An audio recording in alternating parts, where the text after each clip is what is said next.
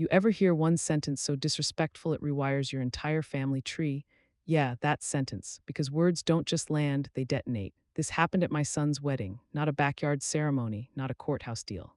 I'm talking white roses everywhere, string quartet playing something classical enough to sound expensive, crystal glasses clinking like a commercial for generational wealth, 200 guests, every smile polished, every hug performative.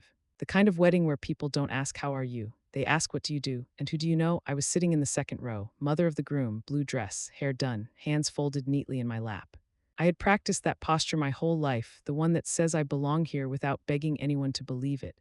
And that's when it happened. My son's mother-in-law leaned over, didn't whisper, didn't hesitate. She looked straight at me and said, loud enough for half the aisle to hear, "That's not a mother, that's a mistake in a dress." Let that sit for a second. Not an insult muttered behind my back, not a passive-aggressive jab over dessert. No. A public execution dressed up as confidence. I remember noticing strange details, how the violinist missed a note, how someone gasped 3 rows back, how the photographer froze like he didn't know whether to keep shooting. And the bride, she laughed, actually laughed, not nervous laughter, not awkward laughter. She enjoyed it, she even clapped, like she just watched a punchline land perfectly. That sound, hands clapping while someone dehumanizes you, does something to the soul. Now here's where most people expect one of two reactions. Option 1, the woman shrinks, swallows it, smiles politely, cries in the bathroom later. Option 2, she snaps, yells, ruins the wedding, becomes the villain of the family lore. But this story doesn't belong to either category, because the most dangerous reaction is silence. My son stood up slowly, calmly, no drama, and when a man who was raised right goes that quiet, people should start paying attention. He didn't say a word yet, just adjusted his jacket, looked at me first, not with pity, not with embarrassment, with recognition, like he suddenly understood something important about the room he was standing in. And that's when I realized something too. They didn't just insult me, they underestimated who they were dealing with. Before we go any further, real quick backhand index pointing down, where are you watching from today? Drop your city or country in the comments, I actually read them.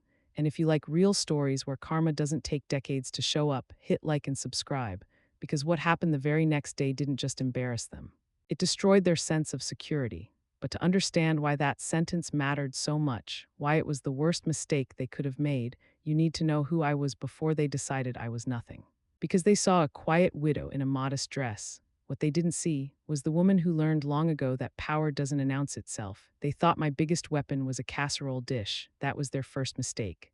6 months before that wedding disaster, my life looked painfully ordinary. I lived in Cedar Falls, Iowa, one of those towns where everybody knows your dog's name but still mispronounces your last name.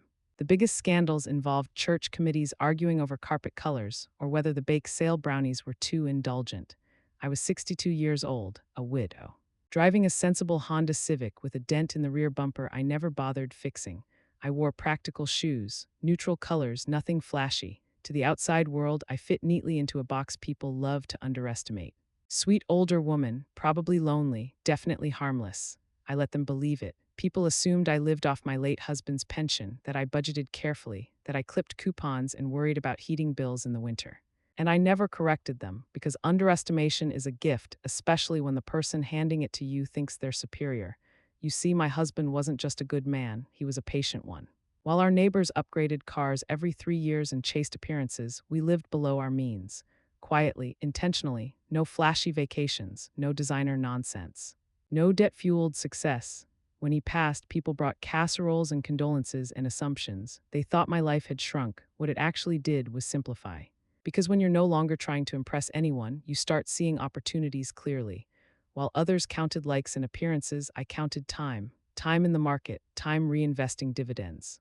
Time watching properties appreciate while renters paid off mortgages I never rushed to own. 15 years of quiet consistency does more damage than 15 minutes of loud success, but none of that showed on the surface. I kept my little house, did my own gardening, volunteered at church, smiled politely, and people stopped paying attention. That's when my son Tyler met Jessica Walsh. Tyler was raised right, kind, thoughtful, intelligent. The kind of man who opens doors and listens before speaking. He wasn't dazzled by money, but he was dazzled by confidence. Jessica had plenty of that. 8 months into their relationship, she was already talking wedding venues, guest lists, and branding the event. Branding. Like love needed a marketing strategy, I noticed the red flags early. The way she talked at people, not with them. The way she corrected Tyler in public with a smile that looked supportive but felt sharp. But love does something dangerous to good people. It convinces them they're being negative when they're actually being observant. I met Jessica twice before she decided she had my entire life figured out. The first time was Tyler's birthday dinner at a restaurant that thought dim lighting equaled elegance. She spent 10 full minutes photographing her salad from different angles, then leaned across the table and asked me, very casually, "So, are you financially secure for retirement?" Not out of concern, out of curiosity, the invasive kind, I answered calmly, changed the subject. She smiled like she'd just confirmed something. The second meeting was worse. She brought her mother, and that's when I understood this wasn't arrogance, it was inheritance. Jessica didn't grow confidence. She was raised in it, but confidence without humility is just entitlement in nicer clothes, and that entitlement was about to collide with someone they never bothered to understand. Because the thing about harmless widows in small towns, we didn't survive recessions, loss, and life's cruelty by being naive. We survived by learning when to speak, and when silence would do far more damage, and they had mistaken my quiet for weakness. They were wrong. You ever meet someone who smiles at you like they're doing charity work just by acknowledging your existence? Yeah, that was her mother. Patricia Walsh arrived at my house 15 minutes early, not because she was punctual, but because she wanted time to assess. Assess the neighborhood, assess the furniture, assess me. She stepped inside like she was touring a property she hadn't decided whether it was worth saving yet. Her eyes moved fast, too fast, walls, floors, windows, then me. That smile never reached her eyes, the kind of smile people use when they believe they're being generous simply by being polite. She didn't ask about my late husband, didn't comment on the photos, didn't say thank you for having us. Instead, she sat down in my husband's recliner, didn't ask, didn't hesitate, just claimed it, and immediately started offering suggestions. You could really brighten this space with lighter furniture. Have you considered downsizing? Large homes can be such a burden at your age. I know a wonderful financial planner if you ever feel overwhelmed. Every sentence wrapped in concern, every word soaked in superiority. Meanwhile, Jessica wandered into my kitchen like she was inspecting a short-term rental, opening cabinets, checking drawers, looking inside the pantry. No embarrassment, no awareness, just entitlement with lip gloss. I watched them both carefully, because when people show you who they are this quickly, it's not an accident, it's confidence. Then Patricia hit me with the sentence that clarified everything. She leaned forward slightly, folded her hands, and said with a tight little smile, "It's wonderful when older family members can contribute what they can, even if it's just emotional support." Emotional support, not wisdom. Not experience, not respect, just vibes. I almost laughed, almost, because here's what Patricia Walsh didn't know. While she was busy spending inherited money and calling it success, I had been quietly building mine. Stocks that matured while markets crashed and recovered, rental properties that appreciated while tenants paid on time, dividends reinvested year after year, 15 years of patience, of discipline, of silence. The kind of wealth that doesn't announce itself because it doesn't need to. But to Patricia and Jessica, money was something you performed. Designer labels, private schools, country club politics, they mistook volume for value. Tyler didn't see any of this. Bless his heart, he just thought Jessica's family was successful and a little intense. He thought the comments were awkward, not calculated. He didn't see how Jessica watched me, not with curiosity, but with strategy, like she was evaluating risk, calculating leverage, trying to determine how much influence she'd have once papers were signed and names were changed. They weren't welcoming me into a family. They were measuring me. And here's what they never understood about women like me, about small-town widows with quiet lives and modest habits. We didn't survive farm crashes, recessions, illness, and loss by being foolish. We survived by paying attention, by letting loud people expose themselves, by letting arrogance talk long enough to reveal its weak spots, and by never correcting someone who believes they're smarter than us. Because when people underestimate you, they stop protecting themselves. And that silence they mistook for submission, it was preparation. So by the time Patricia Walsh called me a mistake in a dress at that wedding, she wasn't insulting a powerless woman. She was poking a structure she didn't realize was holding everything she valued together. And structures, when they collapse, they don't do it politely. You know how some people don't ask, they just inform you? Yeah, that's how I knew we were in trouble. It was a Tuesday morning, the kind of morning where the coffee tastes normal and the day feels harmless. That's when my phone rang. Not Tyler, Jessica, already acting like the CEO of my son's life. Her voice was bright, too bright, the kind of cheer people use when they believe authority has already been granted. "Mrs. Henderson," she chirped. "We have wonderful news," Tyler proposed.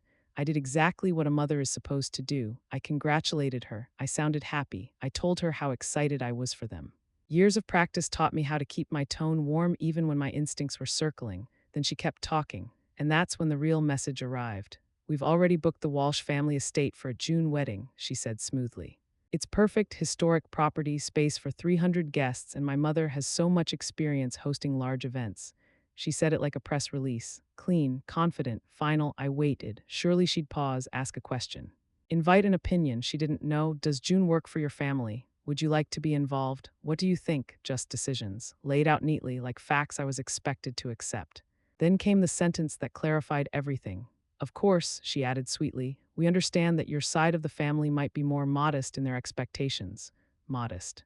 That word rich people use when they're trying very hard not to say irrelevant. I made polite noises, supportive sounds, the kind women are trained to make when they're being dismissed gracefully, but inside something clicked.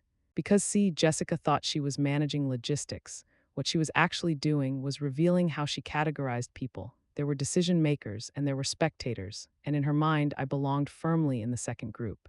As she kept talking about guest lists, florals, and maintaining a certain standard, my brain quietly filed the moment away under one simple note: you messed up, not because she chose June, not because she booked the estate, but because she never once asked about my maiden name, and that might sound small, insignificant even, but that detail was the key to everything. You see, in families like hers, names are branding tools, signals. Indicators of worth. They research surnames, they trace legacies, they Google quietly. Jessica had done her homework on appearances. She knew what car I drove, what town I lived in, what clothes I wore. What she didn't know was where I came from. She didn't know who my father was, what my family built, what names were attached to trusts, deeds, and investment groups long before she ever learned to smile for donors. And because she never asked, she never looked, which meant she never saw the structure underneath the surface. After the call ended, I sat there for a long moment. No anger, no tears, just clarity. Because when people stop asking for your input, it means they believe they already understand your value. And when they underestimate you that completely, you don't correct them, you let them continue. That afternoon, Tyler called nervous, careful. He told me about the venue, about the date, about how excited Jessica's parents were. Then, softly, like he was trying to protect me from something unspoken, he said, "They're pretty wealthy, Mom. I don't want you to feel uncomfortable." That's when I knew not only had Jessica categorized me, she'd already briefed him. "I'll be just fine," I told him. And for the first time, I meant something very different than he heard, because in that moment, I stopped thinking like a mother trying to fit in and started thinking like a woman who understood leverage. Let them plan, let them assume. Let them believe modest meant powerless. They had no idea the game they'd already stepped into. And the best part, they thought they were winning. The most dangerous people are the ones you think have nothing. 3 weeks after that phone call, I was sitting in the same accountant's office I'd been visiting quietly for years. Same beige walls, same framed certifications, same coffee that tasted like regret. Robert Chen flipped through my portfolio like he always did, calm, precise, never impressed by noise. He adjusted his glasses, paused longer than usual, then said something he'd never said before. "Margaret, you've done exceptionally well." I smiled politely like this was casual conversation. To me, this wasn't shocking. It was confirmation. Then he turned the screen slightly toward me and added in the same even tone, "Your current net worth is approximately $3.8 million. Let that number sit for a moment, because in Cedar Falls, people thought I was surviving. In reality, I was compounding. 15 years earlier, when my husband passed, I received a life insurance payout most people would have spent immediately trying to look comfortable. New car, renovations, trips to prove grief hadn't slowed them down. I did the opposite. I invested it like time was on my side because it was. Index funds, dividend stocks, small commercial real estate, nothing flashy, nothing risky, nothing loud, just discipline. While people chased status, I chased consistency. While they upgraded lifestyles, I upgraded strategies. I reinvested when markets dipped. I held when others panicked. I listened more than I spoke. And slowly, quietly, the numbers grew. No one noticed because I never changed how I lived. Same house, same car, same habits. That's the thing about real financial security, it doesn't beg to be seen. Robert scrolled further and said, almost conversationally, "You could have retired 10 years ago if you wanted." I nodded. "But you didn't," he added. "No," I said, "I didn't need to, because I wasn't building wealth to escape life. I was building it for optionality, control, protection." And suddenly, everything about Jessica's tone, Patricia's assumptions, and Gordon's lectures snapped into focus. They weren't arrogant because they were powerful. They were arrogant because they thought no one in the room could challenge them. And that belief, that's expensive. As I left Robert's office, something settled in my chest, not anger, readiness. If Jessica wanted me to be a background character in her story, fine, I'd let her write the script. but I'd own the stage. That afternoon, Tyler called. His voice was careful, the way it gets when someone's trying to manage two worlds that don't quite fit together. Mom, he said, Jessica's parents want to do a proper dinner. Just immediate family, nothing fancy, nothing fancy. That phrase always makes me smile. Because when wealthy people say nothing fancy, it usually involves chandeliers, staff, and a dress code that requires dry cleaning. They're well, pretty wealthy, he added gently. I don't want you to feel uncomfortable. There it was, not if I was comfortable, but the assumption that I wouldn't be. He wasn't being unkind, he was being protective. Which told me something important. Jessica and her parents had already framed the narrative. I was the fragile variable, the potential embarrassment, the woman who needed to be managed. I'll be just fine, I told him, and I meant it. Because I wasn't walking into that dinner to be impressed. I was walking in to observe, to see how people behave when they think they're superior, to listen to how they talk when they believe no one at the table understands their language. Money reveals itself not in how much people have, but in how they treat those they believe have less. That night, I pulled my Civic into my garage, shut the engine off, and sat there for a moment longer than usual. Not nervous, focused. Because from that point forward, everything changed. I stopped reacting emotionally, stopped hoping for respect, stopped trying to be included, and started thinking 3 steps ahead. Let them underestimate me. Let them assume limitations. Let them speak freely. People are never more honest than when they think you're beneath them. And honesty, that's leverage. Some houses don't whisper money, they scream it. The Walsh estate sat behind iron gates and manicured hedges so perfect they didn't look real. The kind of place that doesn't bother with signs because everyone who belongs already knows where they are. A circular driveway stretched wide enough to make a point. Stone fountains, sculpted trees. Security cameras placed subtly but not subtly enough. This wasn't a home, it was a statement. I pulled in behind Tyler's Toyota and my Honda Civic. 2 ordinary cars side by side, surrounded by excess. The contrast wasn't accidental, it was intentional. Wealth like this likes to remind you who's visiting and who belongs. Jessica floated out the front doors in a dress that cost more than my first semester of college. Perfect posture. Perfect smile, perfect performance. Mrs. Henderson, air kiss, warmth without weight. Inside, the floors were marble, the cold kind that echoes when you walk like the house is listening. Crystal chandeliers hung overhead, catching the light just enough to demand attention. Every piece of furniture announced its price before its purpose. Then Patricia Walsh appeared at the top of the staircase. Pearls, perfect posture. That same practiced smile, the one that says, I've already decided what you're worth. Margaret, she said, taking my hands like she was granting a blessing. How wonderful to finally meet properly. Dinner was served in a room designed for 20 people. We sat at one end like punctuation.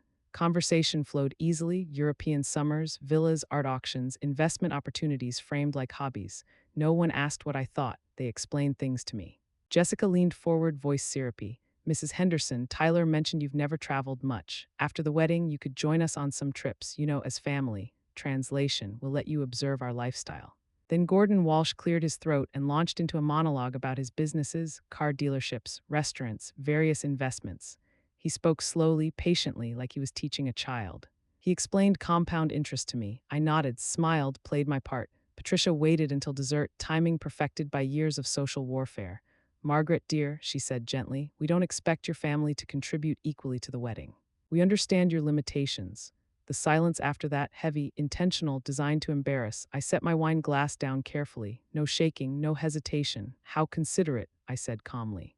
I wouldn't want to overextend myself. They smiled, satisfied. They thought that was submission. What they didn't see was the moment something locked into place inside me, because that sentence freed me. I stopped trying to be polite. Stopped hoping for fairness, stopped imagining mutual respect, and started thinking strategically. They had shown me exactly how they viewed me as a dependent, not a peer, which meant they would never see me coming. As we drove home, Tyler apologized quietly. They don't mean anything by it, he said. They're just different. I looked at my son, kind, decent, unaware of the battlefield he'd stepped onto.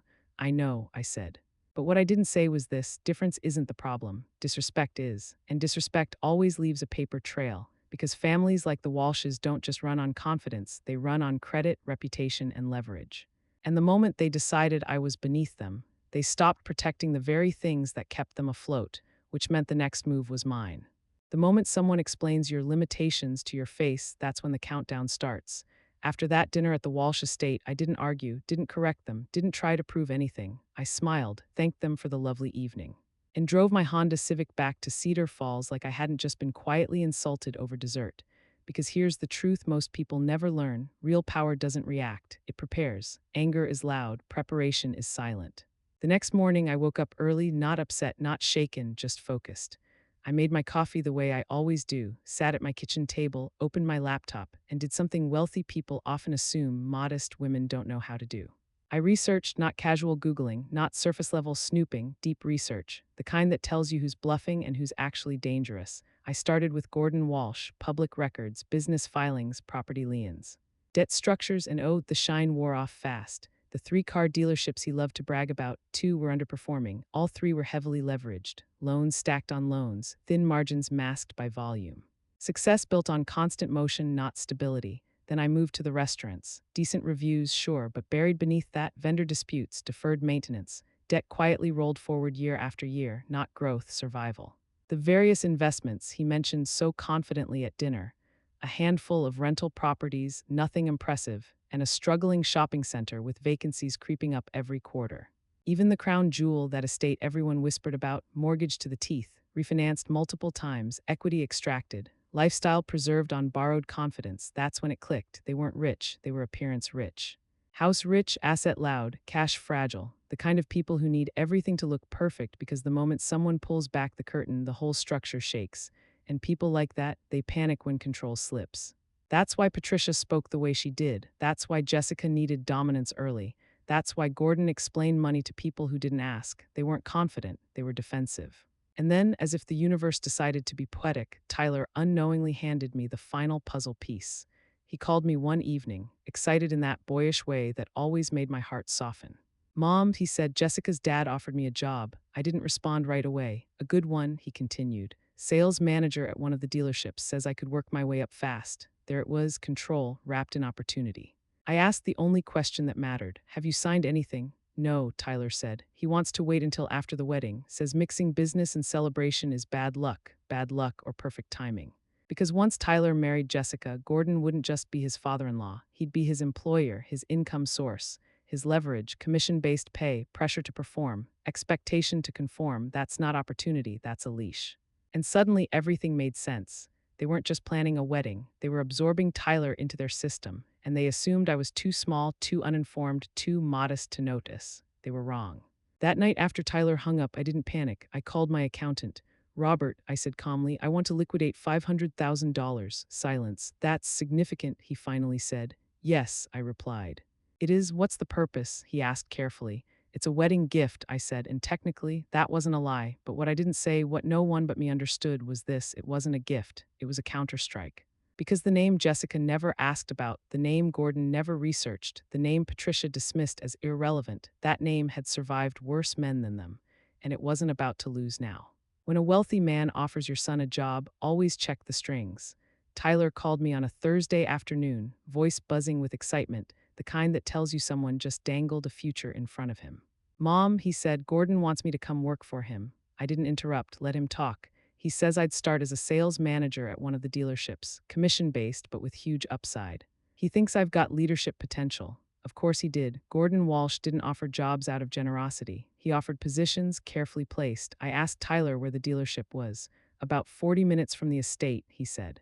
"Jessica thinks we should move closer anyway." There it was: income, location, dependence, all bundled together in one tidy little proposal. I kept my voice calm, neutral. "Have you seen a contract?" I asked. "No," Tyler replied. "He said we'd talk details after the wedding. He doesn't want business complicating family stuff." That line again, family stuff, a phrase men like Gordon use when they want loyalty without paperwork. Because here's the thing Tyler didn't see yet, but I did. Once Tyler married Jessica, Gordon wouldn't just be his boss. He'd be the man approving his commissions, deciding his schedule, evaluating his performance. Any disagreement at Thanksgiving would suddenly carry consequences. That's not mentorship, that's leverage. I asked Tyler how he felt about it.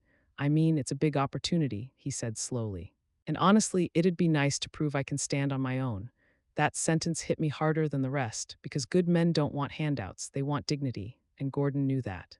He wasn't offering Tyler a job because Tyler needed one. He was offering it because Tyler needed validation.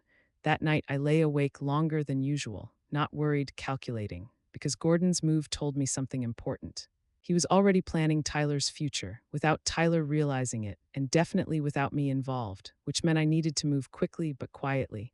The next morning, I called Robert.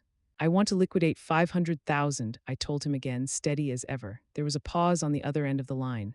Margaret, he said carefully, this will affect your long-term projections. I know, I replied. But timing matters. What's the purpose? He asked. It's for Tyler, I said. That part was true. Robert didn't push. He never did. People who have worked with real money long enough know when a decision is already made.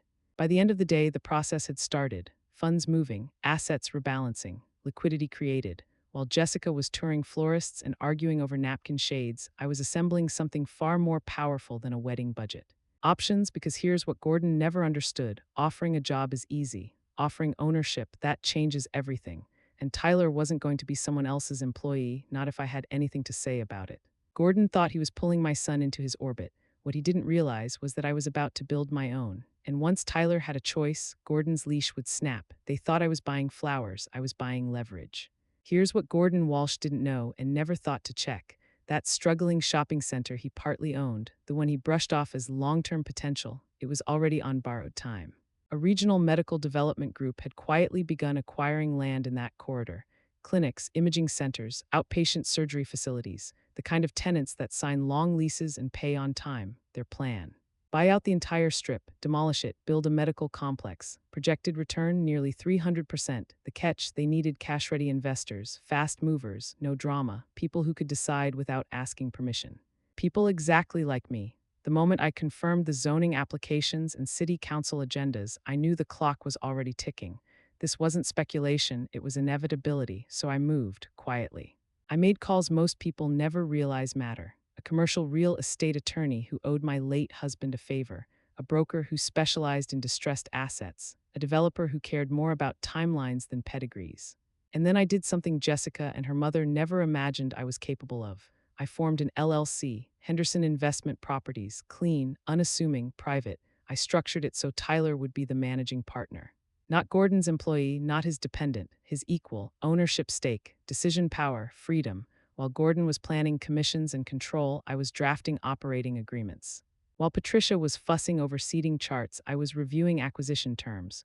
While Jessica obsessed over a $15,000 wedding dress, I was securing something far more valuable, independence, and the beauty of it.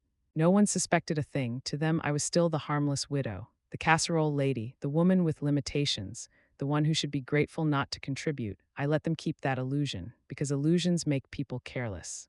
The buyout offer went out quietly. Cash, clean exit, no publicity. Gordon hesitated. Of course he did. People who live on leverage always hesitate when they're asked to choose certainty over appearances.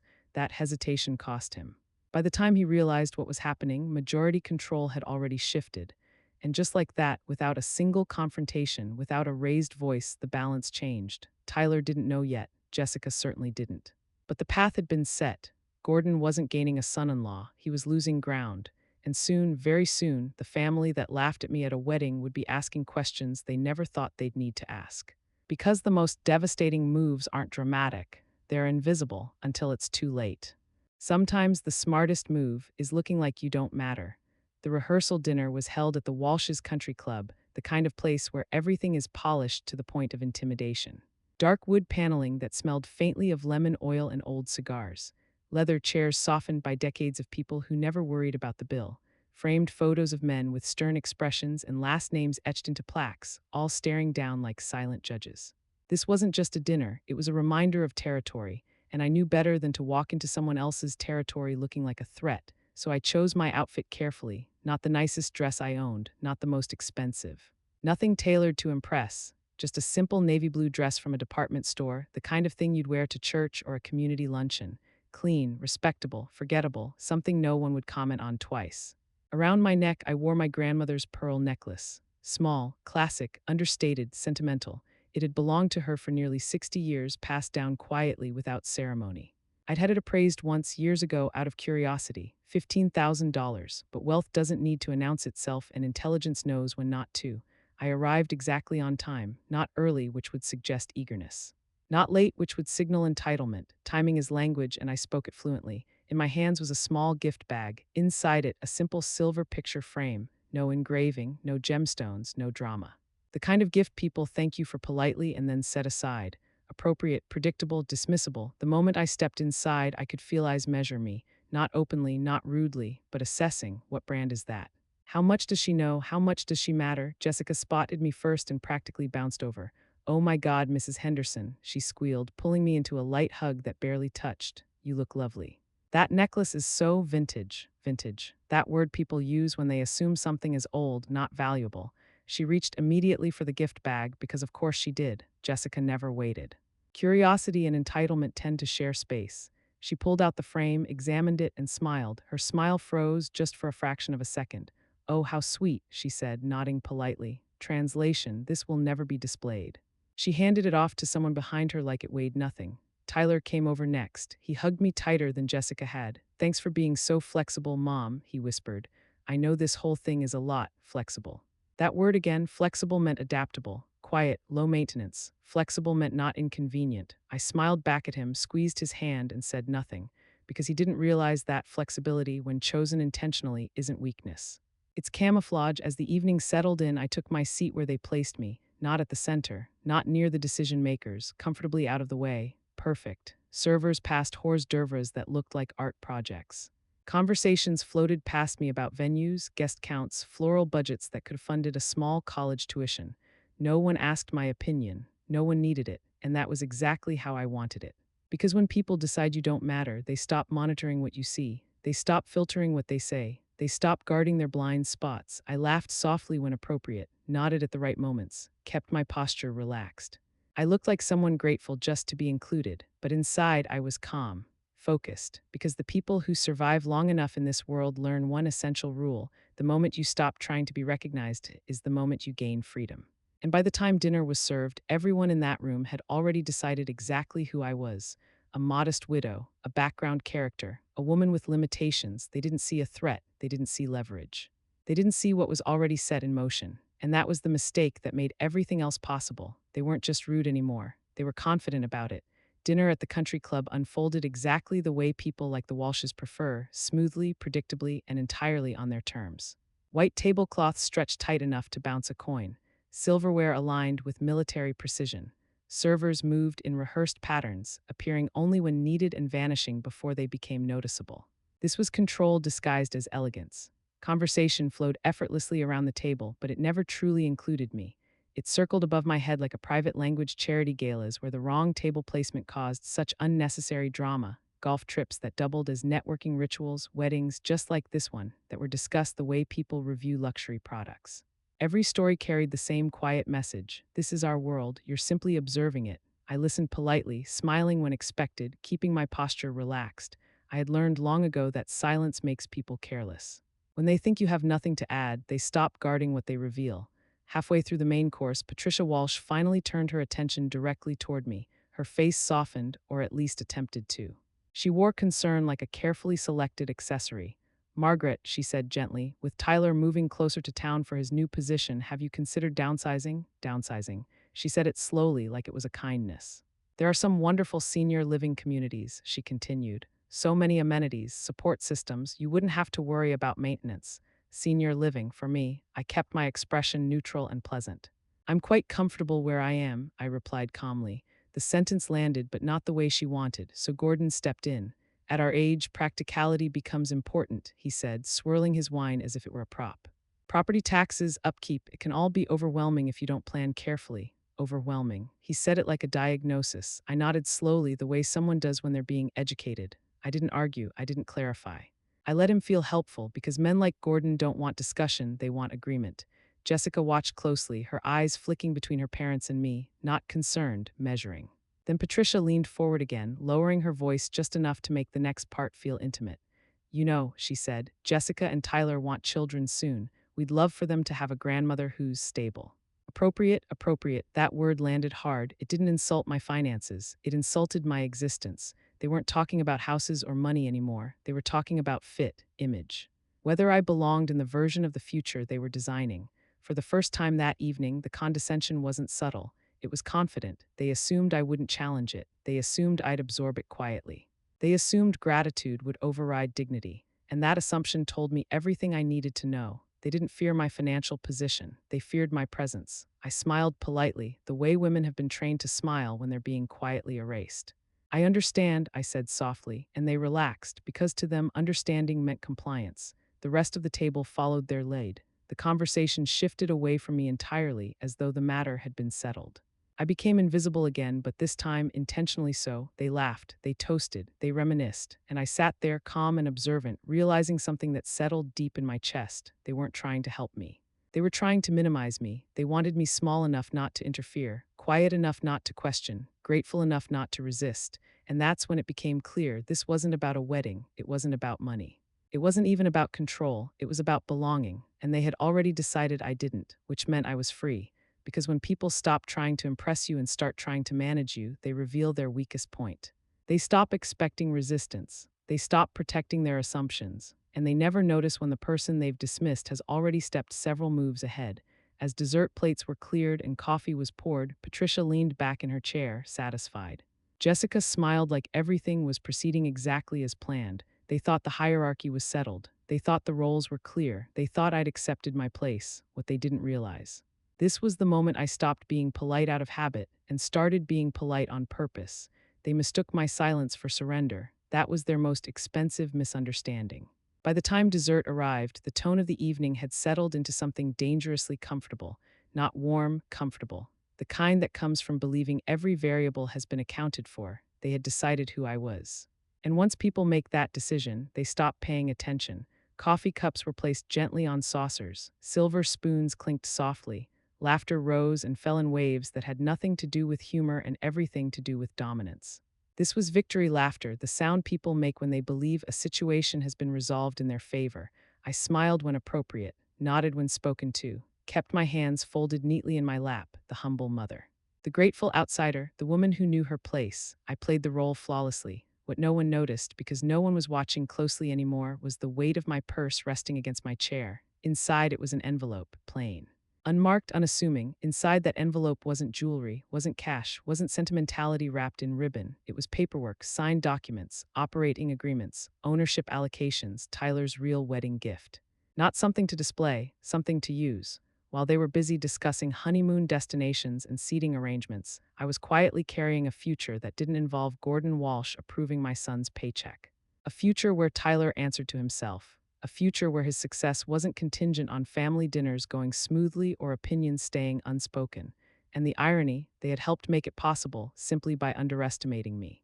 As the evening wound down, chairs scraped back from the table and people stood, stretching, satisfied. Hugs were exchanged. Compliments floated through the air like confetti. Jessica hugged me again, light, quick, efficient. "Thank you so much for coming, Mrs. Henderson," she said. "This really means a lot to us." Translation: You behaved exactly as expected. Tyler hugged me longer. There was relief in his voice when he whispered, "I know this hasn't been easy. Thank you for being so understanding, Mom." Understanding. That word followed me everywhere now. Before I could respond, Patricia stepped in. She took my hand in both of hers, squeezing gently, the way people do when they think they're sealing an agreement. "We're just so grateful you're being so understanding, Margaret," she said warmly. "It makes everything smoother. Smoother for them." I looked at her, really looked this time. The confidence, the certainty, the complete absence of doubt. And I smiled. "Oh, I understand perfectly," I said, and I meant every word. I understood that they thought the hierarchy was fixed. I understood they believed control had already been secured. I understood they thought my silence meant acceptance. What they didn't understand was this: silence isn't surrender when it's chosen. It's patience, it's timing, it's letting someone walk confidently toward a door they don't realize is about to close. I gathered my coat, tucked my purse under my arm, and said my goodbyes. No drama, no lingering, no final speeches.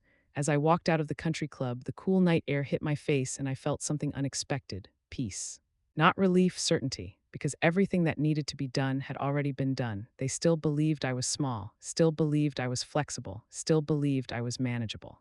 And in 48 hours, when white roses lined the aisle and cameras flashed, and 200 people gathered to witness perfection, one sentence, spoken too loudly by the wrong person, was going to expose everything: their arrogance, their leverage, their fragile illusion of control. And when that happened, I wouldn't raise my voice, I wouldn't make a scene, I wouldn't need to, because the most devastating consequences don't arrive screaming. They arrive quietly, with paperwork, with witnesses, with timing so precise it looks like fate. This was my last act of kindness, letting them believe they were safe. The most dangerous moment isn't the insult, it's the confidence before it. Wedding day arrived bright, clear, and deceptively peaceful. the kind of morning that tricks people into believing nothing bad could possibly happen. The sky was cloudless, the air was warm but not heavy. Everything looked exactly the way a perfect day is supposed to look, which is how I knew something was coming. I got dressed slowly, deliberately. No rush, no nerves, just intention. The blue dress I wore cost $89 from J.C. Penney. I still remembered the price because I'd paid in cash. It was pressed, clean, modest, unremarkable by design. The kind of dress no one would compliment and no one would criticize. Invisible, that's what they expected from me. In my purse, I placed a wedding card with a $5,000 check inside, just enough to look generous. Not enough to attract attention, not enough to spark conversation. The perfect amount to remain uninteresting. What no one knew, what no one even considered, was that the real gift wasn't in my purse at all. It was locked safely in my car. A slim folder, legal documents, ownership transfers, signatures already inked, a future that had been decided weeks ago. By the time I arrived at the Walsh estate, the place looked less like a home and more like a movie set. Florists rushed back and forth, adjusting white roses that probably cost more than my first car. Caterers moved with quiet urgency, feeding half the county behind the scenes. Staff everywhere, clipboards, headsets. The string quartet tuned their instruments like this was a royal event, not a marriage built on arrogance. This was spectacle, and the thing about spectacle is that it makes people careless. Patricia Walsh was in full general mode, issuing instructions, correcting placements, adjusting details that no one else noticed. She wore authority like armor. This was her moment, her family, her production. Jessica floated through it all in a silk robe, champagne flute in hand, glowing with the confidence of a woman who had never once doubted her place in the world. That kind of certainty does something dangerous to people. It makes them forget consequences. When Patricia spotted me, her smile tightened just slightly, not hostile, not warm, controlled. "Margaret," she said brightly, "how nice you could come early." Jessica wanted Tyler's family to feel included. Included, that word again, like I was being allowed access to something I didn't quite deserve. I nodded politely and followed the usher to my seat, front row, aisle adjacent, but carefully placed so I wouldn't interfere with camera angles. Even their thoughtfulness had limits. As I sat down, hands folded neatly in my lap, I felt something shift in the room. Not tension, relaxation, because people who believe they're superior stop monitoring themselves. They stop whispering. They stop filtering, they stop pretending. They assume the hierarchy is settled. And once that happens, arrogance gets loud. I watched guests arrive, expensive dresses, tailored suits, practiced laughter. People greeting one another with hugs that didn't quite connect. This wasn't a gathering of love, it was a gathering of status. Tyler stood near the altar, straight-backed, composed, trying his best to look calm. I knew that look. I'd seen it when he was younger, when he was bracing himself, hoping everything would go smoothly. He glanced toward me once, just once. And in that look I saw it, not embarrassment, not obligation, trust. He didn't know everything yet, but he knew enough. The music softened. The ceremony was minutes away. Guests settled into their seats, anticipation buzzing through the air like electricity. And that's when I realized something important. This wasn't going to unravel because of anger. It wasn't going to collapse because of a fight. It was going to fall apart because of confidence. Because when people believe they've already won, they stop protecting themselves. They say what they really think. They show who they really are. And the Walsh family, they were about to forget where they were, who was listening, and how much silence I'd already endured. If they'd whispered it, maybe the wedding would have survived.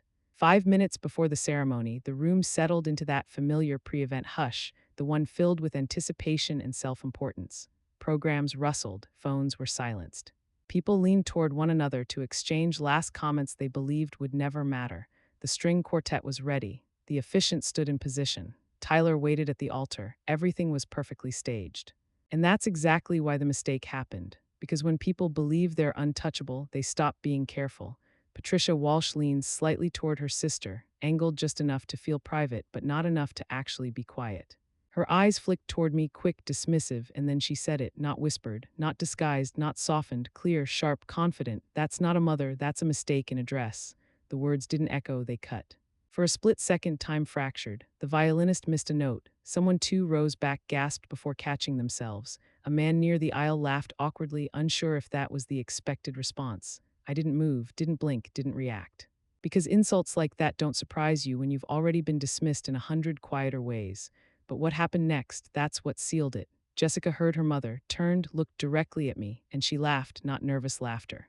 Not the kind people use to escape discomfort. She laughed like she'd just heard something clever. She clapped her hands once, twice, smiling wide. "Oh my God, Mother, stop," she giggled. Then louder so more people could hear, but seriously, she looks like she wandered in from a church potluck. That's when the room shifted, because cruelty shared becomes cruelty multiplied. Laughter rippled, uncertain, hesitant, but present. People laughed not because it was funny, but because they didn't want to be the ones who didn't. That's how social cruelty survives. I stayed still, hands folded, eyes forward. I had learned long ago that reacting gives people satisfaction. Silence, on the other hand, forces witnesses to sit with what they've just heard. And then I saw Tyler. At first, he looked frozen, like his body had forgotten how to move. His shoulders locked, his jaw tightened so hard I could see the muscle shift beneath his skin. This wasn't embarrassment. This was recognition. Something clicked behind his eyes, a realization too sharp to ignore. The boy who had been trying to belong, gone. The man who understood betrayal, standing very still at the altar. Jessica was still smiling, still enjoying the moment, still unaware that she had just crossed a line you can't step back over. She leaned toward Tyler, whispering something meant to soothe him, probably telling him it was just a joke, probably expecting him to laugh too. He didn't look at her, not once. The officiant shifted uncomfortably. The music didn't start. No one quite knew what to do next, because this wasn't part of the script. This wasn't a misunderstanding. It was exposure, and exposure makes people panic. Patricia straightened slightly, sensing too late that something had gone wrong. Gordon glanced around, his confidence flickering as he read the room. Phones were already coming out. Because people record what they don't understand, and this moment was slipping out of control. Tyler took a slow breath, the kind people take when they're deciding whether to walk away or burn something down cleanly. I knew that breath. I'd seen it once before, years ago, when he decided to stand up to a school bully twice his size. He didn't shout then either, he just moved. And when Tyler finally stepped forward, away from the altar, the silence became absolute. No whispers, no music, no laughter, just 200 people realizing they were about to witness something real, something unrehearsed, something no amount of money could smooth over. Jessica's smile faltered. "Tyler," she whispered. "What are you doing?" He still didn't look at her, because when a man finally sees the truth, he doesn't argue with it. And that was the moment everything changed, not when the insult was spoken, but when the confidence behind it collapsed. He didn't raise his voice, that's what scared everyone. Tyler stepped away from the altar, not fast, not dramatic, just one measured step back, like a man creating distance from something he finally recognized as dangerous. The string quartet stopped mid-note. One violin screeched softly before falling silent. The officiant froze, hands still folded, eyes darting around as if someone had forgotten their line in a play. This wasn't in the program. Tyler walked to the microphone at the front, the one meant for vows, not truth. 200 people watched, holding their breath. Jessica laughed nervously. "Tyler," she whispered, "what are you doing?" He didn't look at her. That's when I knew. Because when Tyler was a boy and something truly mattered, when he was hurt or disappointed or done, he went quiet first. Then he acted. "Ladies and gentlemen," he said into the microphone. His voice wasn't loud, it wasn't shaking. It was calm, and calm in moments like this is terrifying. "I need to say something before this ceremony continues." A ripple of confusion moved through the guests. Heads turned, phones rose higher. Someone near the back whispered, "Is this a joke?" Tyler took a breath. "5 minutes ago," he continued, "I heard my fiancée and her mother mocking my mother." The air left the room all at once. Not a gasp this time, a vacuum. He paused, not for effect, but because he was choosing his next words carefully. "She raised me alone after my father died," he said. "Worked 2 jobs, never complained. Never asked anyone for anything." Jessica's smile was gone now. Her face drained of color, eyes darting toward her parents like this was suddenly their responsibility to fix. Patricia's mouth opened, then closed. Gordon shifted in his seat. Tyler kept going. "She taught me integrity, respect, what strength actually looks like when no one is applauding." He finally turned and looked at Jessica, and there was no anger in his eyes, just clarity. "I can't marry someone who thinks cruelty is funny," he said. Gasps erupted. Whispers exploded. Someone near the aisle audibly said, "Oh my God." Jessica stepped forward instinctively. "Tyler, you're overreacting," she said, her voice brittle. "It was a joke, you're embarrassing me." That word, embarrassing. Tyler shook his head once. "No," he replied, "you embarrassed yourself." Then, calmly, devastatingly, he said the words no bride ever expects to hear. "I'm calling off this wedding." The room erupted. Shock, outrage, confusion. Patricia shot to her feet.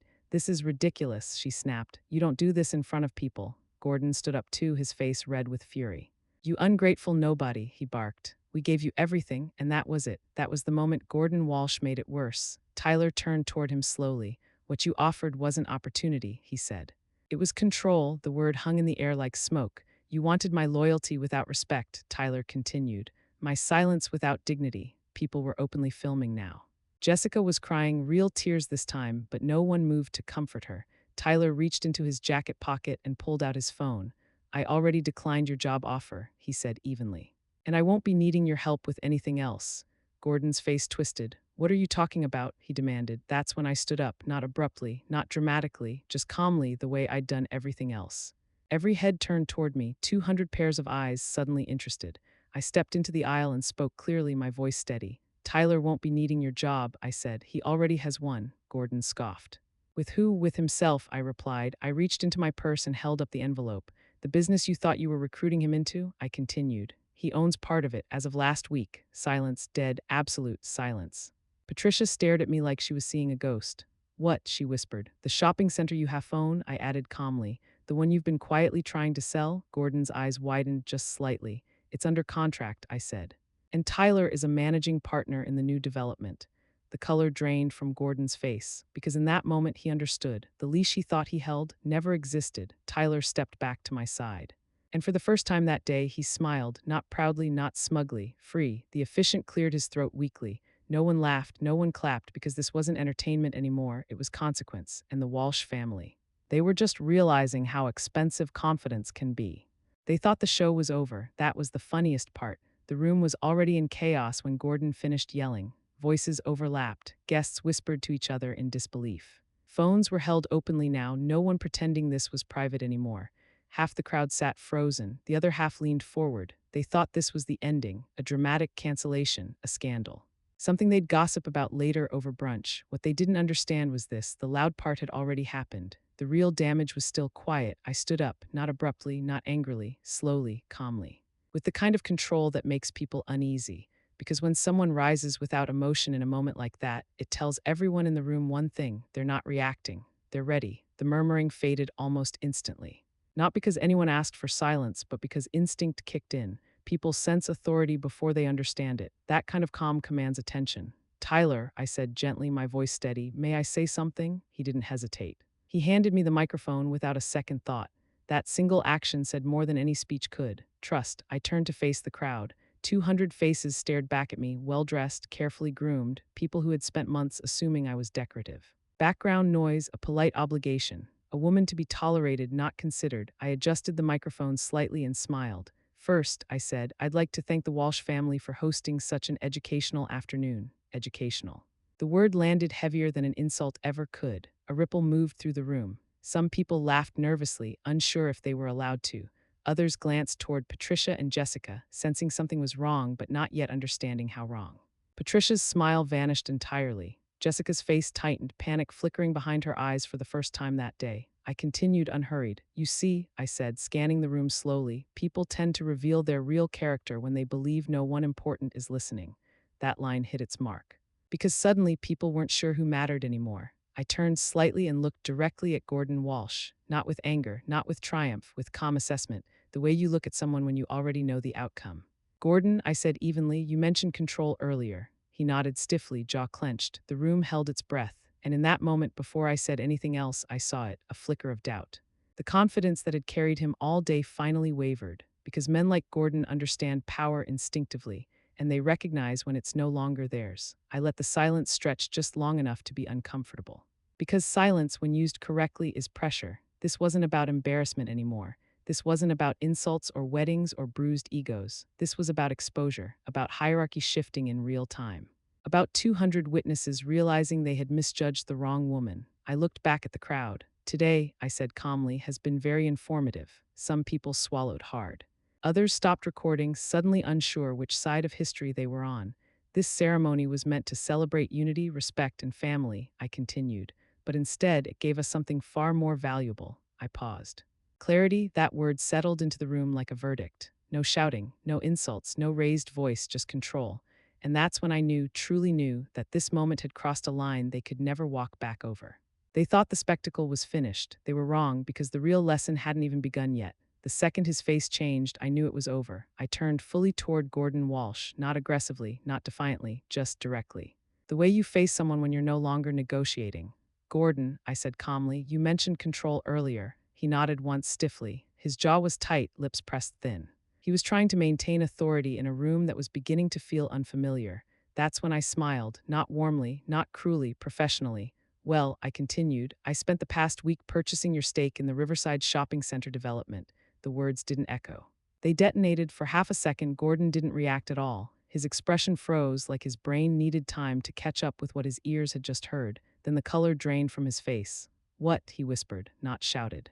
Not argued, whispered. That's how you know someone understands the implications immediately. I also acquired majority ownership in several adjacent commercial properties. I went on, my tone unchanged. All through Henderson Investment Properties. Murmurs spread through the room like electricity crawling along wire. People leaned toward one another, phones lifted higher. Someone audibly said, "Oh my God." Gordon blinked rapidly, recalculating.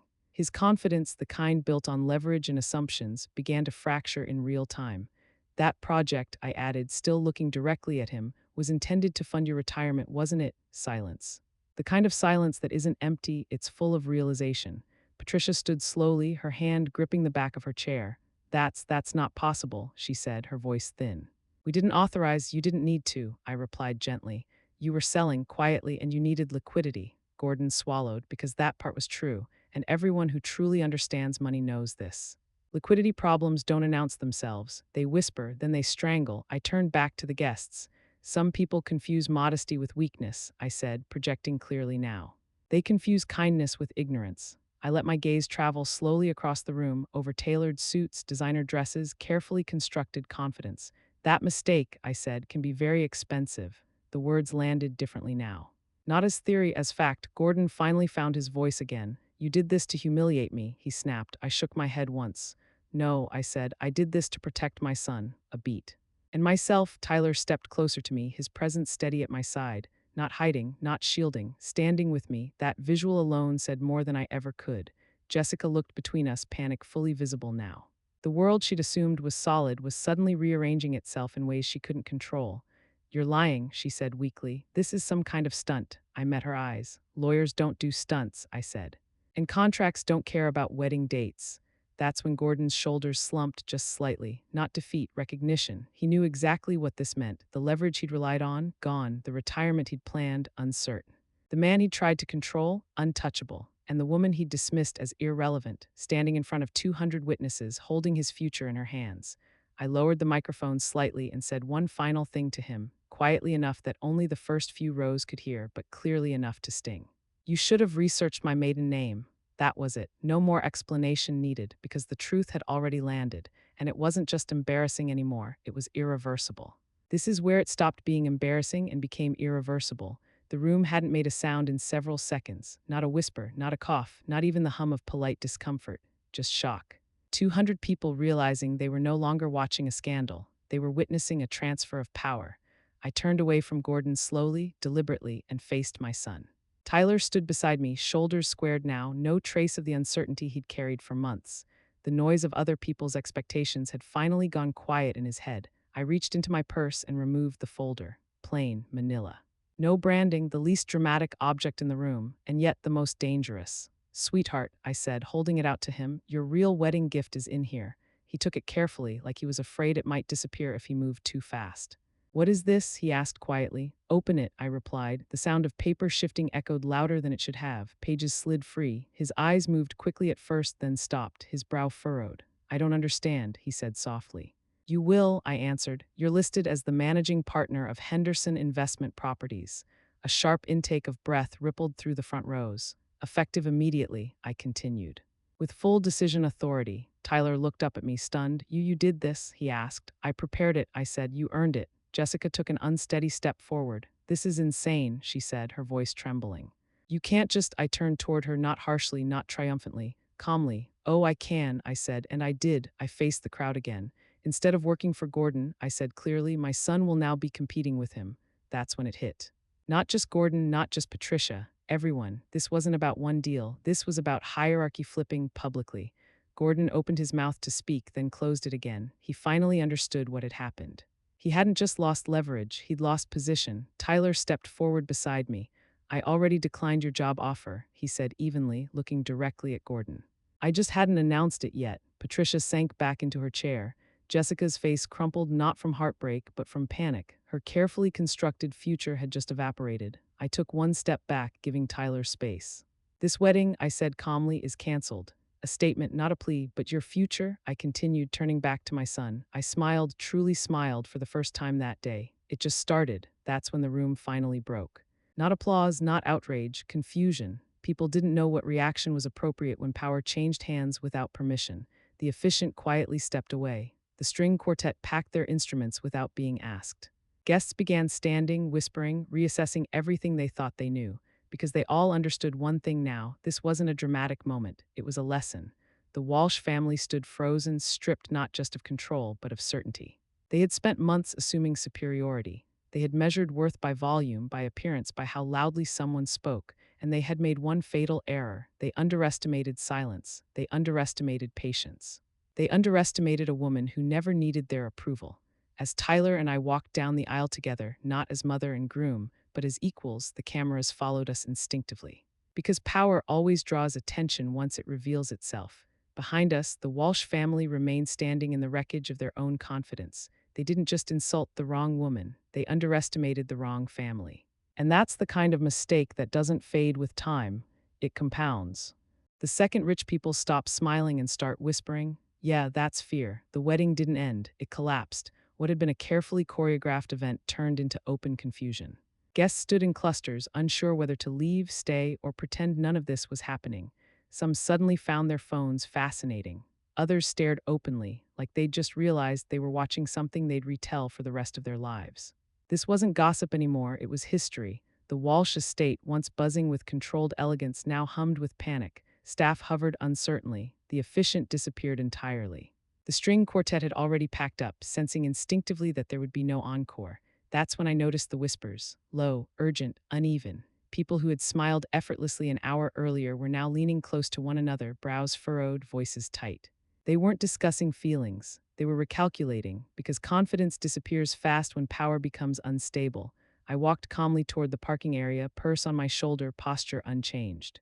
Behind me, I could hear heels clicking faster than necessary. Gordon Walsh caught up to me just before I reached my car. You can't just say things like that in public, he snapped, keeping his voice low but strained. There are legal consequences. Ah, there it was, not denial, not outrage, fear dressed up as authority. I unlocked my Honda Civic, the same one I'd driven for years, the same one they'd quietly judged, and opened the trunk. Slowly, no rushing, I reached inside and pulled out a leather portfolio. Worn, practical, unremarkable, the kind of thing people overlook. I never say things I can't prove, I replied calmly. I handed him the documents. Contracts, property transfers, corporate filings, signatures already notarized. His eyes moved fast at first, then slower, then not at all. His hands began to shake. This isn't possible, he muttered. These deals require millions. About 2.1 million in initial capital, I said evenly, with projected returns closer to 7. I didn't brag, I clarified. That's when Tyler joined us. He'd walked over quietly, his expression no longer confused, just focused. The chaos behind us faded as his attention fixed on the papers Gordon was holding, and in that moment I realized something important. This wasn't about humiliating Gordon anymore. This was about finally showing my son the full picture, because up until now Tyler had seen fragments, my restraint, my silence, my patience.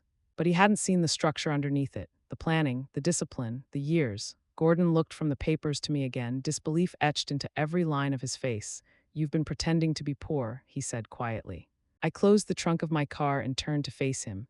No, I corrected calmly. I've been living modestly. There's a difference, and people who don't understand that difference usually pay for it. Around us, the whispers grew louder. Names were being Googled now. Phone screens glowed. People were connecting dots they should have connected months ago. The Walsh family's confidence, once so loud, had vanished, and in its place, calculation. Because when rich people stop performing and start whispering, it means one thing: they're no longer sure who's in control.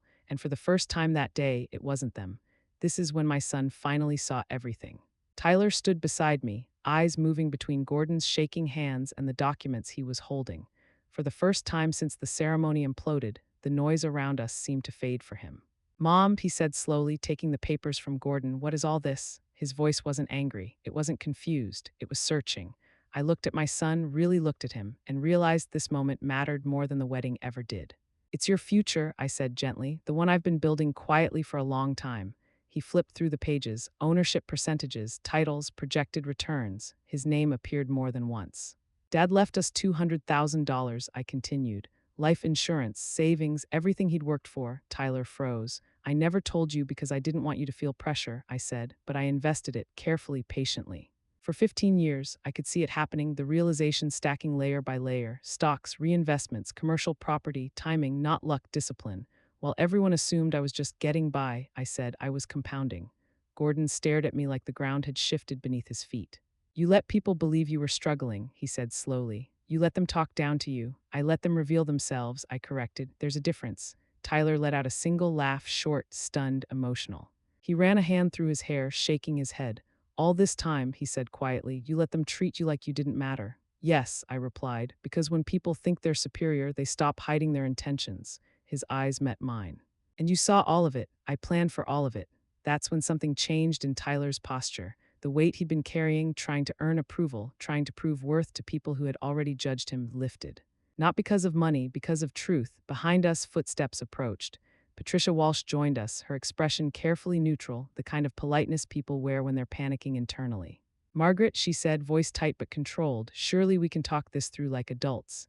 Like adults, the same woman who'd mocked me publicly not an hour earlier. I smiled, not sharply, not smugly, simply.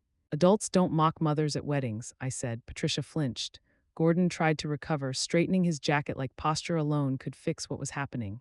You manipulated this entire situation, he said, attempting outrage. You let my family believe, I let your family assume, I replied. You never asked. That silence that followed wasn't awkward, it was damning, because deep down, Gordon knew the truth. He hadn't been deceived, he'd been careless. Tyler folded the papers carefully and handed them back to me. I don't want anything from them, he said firmly. I never did. I put a hand on his arm. And you won't need anything from them, I replied. Patricia's composure cracked just slightly. This doesn't have to be adversarial, she said. We're all family here. Family. The word tasted different now. Family doesn't measure people by usefulness, I said calmly. And it doesn't test loyalty with leverage. Tyler nodded beside me. For the first time that day, he wasn't standing between worlds. He'd chosen one. Behind us, the whispers continued faster now. Names were being searched. Assumptions unraveled. People were quietly realizing they'd aligned themselves with the wrong certainty, because the truth has a way of spreading once it's spoken out loud. And once my son finally saw the full picture, the years of patience, restraint, and preparation, there was no going back. Not for him, not for them. He still thought this was about money. It never was. Gordon Walsh swallowed hard, not dramatically, not for show. The kind of swallow men make when they're trying to push fear back down where it belongs. What do you want? He asked quietly. There it was, the question powerful people ask when they finally realize they're no longer in control. Not what happened, not how did this happen, what do you want? I didn't answer right away. I looked at him, really looked at him, and saw a man who had spent his life confusing dominance with respect, leverage with loyalty, money with worth. I want respect, I said simply, for my son. And for myself, the answer seemed to disorient him. That wasn't a number he could negotiate, not a figure he could counter. Patricia stepped closer to Gordon, whispering urgently, her eyes darting between me and Tyler like she was calculating exits. Gordon tried again, one last instinctive move. The Riverside Project, he said quickly. You don't understand the risks, environmental reviews, zoning delays, municipal approvals. He leaned in slightly, lowering his voice. These things take years, you could lose everything. I took a slow sip of water, unbothered. How thoughtful, I replied. Just like when you warned me that homeownership could be overwhelming. The words hit harder than shouting ever could. Because now everyone understood the pattern, the concern, the advice, the condescension disguised as care. Silence stretched between us. We're not enemies, I continued calmly. We're competitors now. That was the moment Gordon's shoulders finally sagged, not defeat, acceptance. He knew what competition meant. It meant scrutiny, transparency, a level playing field, and he had never thrived without an advantage. Tyler stepped forward, standing beside me, not behind me. I don't hate you, he said to Gordon, but I won't be controlled by you. Jessica stood a few steps away, silent now. No anger, no tears, just shock. Because the future she'd assumed was guaranteed had vanished, not stolen, not ruined, simply refused. Gordon nodded once, a small nod, the kind men give when they know the conversation is over. Behind us, guests continued whispering, but the tone had changed. Not gossip, reevaluation. People were reassessing who they'd aligned themselves with, who they'd laughed with, who they'd ignored, because power had shifted and everyone felt it. Tyler and I turned away together. No speeches, no victory lap. We walked toward my Honda Civic, still parked where it had always been, still underestimated. As we reached the car, Tyler let out a slow breath he'd clearly been holding for years. I kept trying to earn their approval, he said quietly. I thought if I just proved myself, you don't prove your worth to people who benefit from you doubting it, I replied. He nodded. Behind us, Gordon and Patricia stood close together, whispering urgently now, not about feelings, not about family, about damage control, about numbers, about survival. The empire wasn't gone yet, but it was cracking. And cracks spread. As we drove away, the estate shrinking in the rearview mirror, Tyler smiled, not with relief, not with pride, but with certainty. I see it now, he said, everything you did. While you stayed quiet, I kept my eyes on the road. Power doesn't announce itself, I said, it waits. And the Walsh family, they were about to learn the hardest lesson of all, that underestimating someone isn't just rude, it's expensive. The best endings don't explode, they settle. 3 months after the wedding that never happened, I was sitting in a conference room I technically owned, though no one in that room treated me like an owner, and that's how I liked it. Sunlight streamed through tall glass windows, reflecting off polished wood and neatly arranged folders. The room smelled faintly of coffee and fresh paper. Calm, focused, purposeful, at the head of the table stood my son, Tyler, not nervous. Not performative, not trying to impress, just steady. Henderson Investment Properties is now valued at just over $7.8 million, he said, clicking to the next slide. No dramatic pause, no smile of victory. Just facts. I watched him the way only a parent can, noticing details no one else would catch. The relaxed shoulders, the even tone, the way people leaned in when he spoke, not because they had to, but because they wanted to. This wasn't inherited authority, it was earned. The medical center project was ahead of schedule. Lease agreements had been renegotiated at better terms. Long-term tenants were already lining up. The kind of stability that doesn't make headlines but builds real wealth. One executive asked a question. Tyler answered without defensiveness. Another challenged an assumption. Tyler listened, nodded, adjusted. Respect flowed naturally, not forced, not bought, and that's when it hit me. This was the real outcome, not the public confrontation, not the whispers, not the embarrassment, this quiet competence. Power, when it's real, doesn't linger on the past. It builds forward. Someone mentioned a former partner in passing, carefully, vaguely. No one said the Walsh name. No one needed to, because relevance fades fast when power shifts hands. When the meeting wrapped up, people packed their laptops, exchanged handshakes, and filtered out efficiently. No gossip, no drama, just momentum. Tyler gathered his notes and walked over to me. How'd it go? He asked. I smiled. You were clear, I said, and you were fair. He nodded, satisfied. That nod told me something important. He wasn't chasing approval anymore. He was trusting himself. We walked out together into the hallway, footsteps echoing softly. Through the glass walls, I could see teams working, planning, building, all moving forward without noise. This wasn't revenge, it was resolution. Outside, the city moved like it always had, people rushing, cars passing. Life continuing without ceremony. That's the part no one talks about. After the storm, after the confrontation, after the power shift, life doesn't clap. It just keeps going, and that's how you know you've won. Not because people are talking about you, but because they've stopped needing to. As we stepped into the elevator, Tyler glanced at me. Funny, he said, almost to himself. All that chaos and now everything's just calm. I pressed the button and smiled. That's how you know it's over, I replied, because the best endings don't explode. They settle, they solidify, they become normal. And nothing unsettles people who thrive on dominance more than realizing they're no longer part of the future. Money disappears much faster than pride is willing to admit. People always ask what happened next, not out of concern but curiosity. The kind that wants consequences wrapped neatly in drama. The truth, it wasn't dramatic, it was quiet, and that's what made it final. The Walsh family estate went up for sale 3 months after the wedding that never happened. Not publicly, not with glossy listings or champagne open houses. Quietly, no announcement, no farewell gala. No social posts about new chapters. Just a discreet listing passed between brokers who specialize in situations people don't want discussed. The house sold below asking. That alone told the real story. Because houses like that aren't just homes, they're symbols. And once a symbol cracks, buyers smell urgency. The car dealerships survived, barely. 2 locations were consolidated into one, inventory tightened. Sales staff turned over quickly. The kind of survival that looks fine on the outside but feels desperate on the inside. The restaurants didn't fare as well. 2 closed within 6 months. No dramatic bankruptcy headlines. Just restructuring, then silence. Suppliers stopped extending credit. Managers left. The lights went out 1 location at a time. That's how decline usually works, not with explosions, but with attrition. Jessica moved out of state with her mother, not to reinvent herself, to retreat. No wedding photos were ever posted. No anniversary trips, no fairy tale captions, just a quiet disappearance from the circles that once applauded her. She never contacted Tyler again, not to apologize, not to explain, People who build their identity on superiority don't do closure, they do distance. And Tyler, he didn't look back, not once, no curiosity. No satisfaction, no gloating. He understood something early that most people learn too late. Looking back keeps you emotionally invested in a world you've already outgrown. One afternoon, months later, Tyler and I sat on the porch of my new place, watching the lake settle as the sun dipped low. The air was calm, the kind of calm that comes from things being resolved, not avoided. He broke the silence.